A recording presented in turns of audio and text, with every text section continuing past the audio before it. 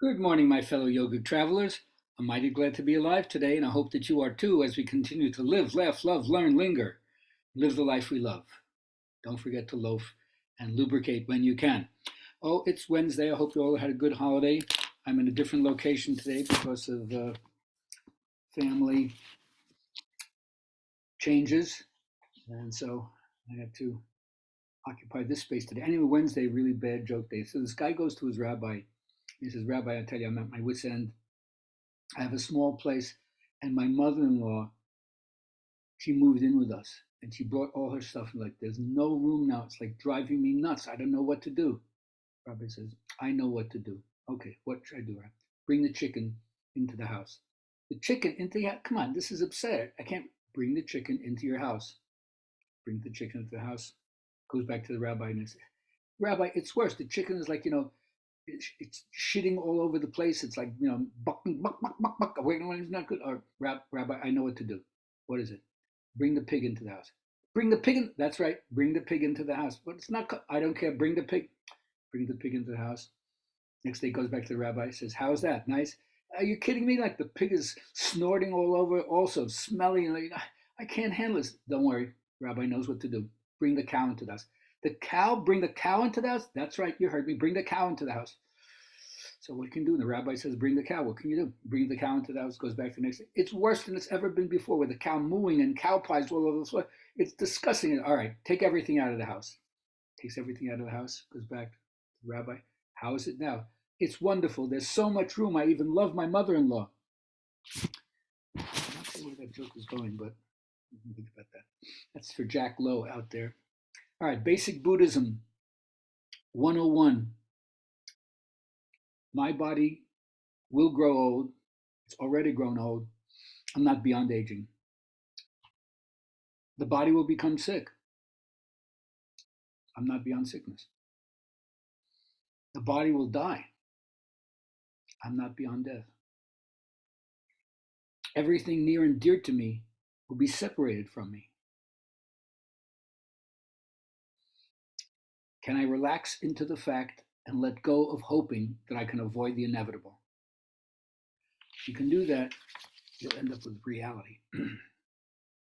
Now, one thing that Joseph Campbell passed on to me, which I kind of understand, was when people want to know what is the meaning of life, there's like a mysterious aspect. At a certain point, beyond that, no one can say anything.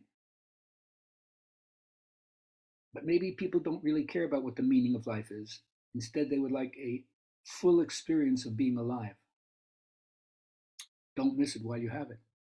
And the way to do that is put yourself on the side of life and not on the side of protective ideas which hold you back. Because life on the surface is unendurable, filled with suffering. But the way out is in, not somewhere beyond. And it takes a lot of guts to say, I'm in all the way. Remember, that's the first aspect of good mythology. It puts you in touch with the ultimate mystery. And you say yes to joyfully participate in the sorrows of the world. You can only do that if you see yourself in some way or choose to define yourself as a full extension of living spirit, the source of anything. So are you living spirit or not? The problem is that people don't adjust their thoughts to that.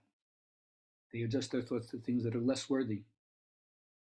But the key always is releasing resistance, just like going to therapy. My therapist used to say, it's your resistance to experiencing the emotion that's worse than the emotion. So it's our resistance to recognizing with spirit and identifying with something else that creates a lot of problems.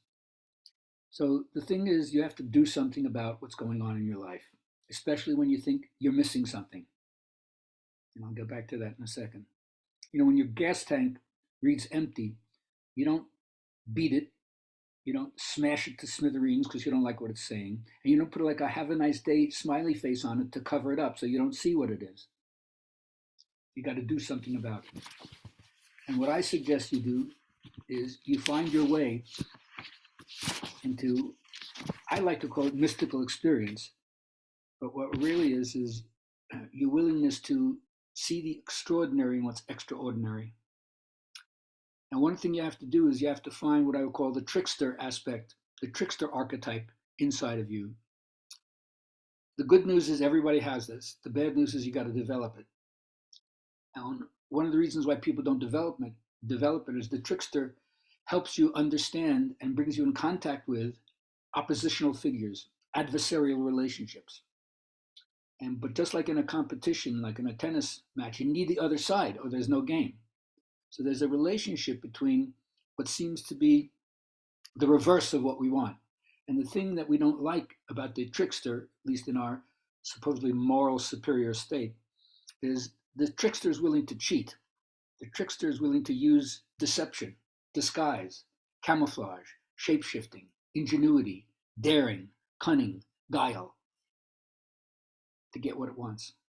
We may not like that from our left moral brain, but the real key is there's something divine about irreverence, except in Christianity.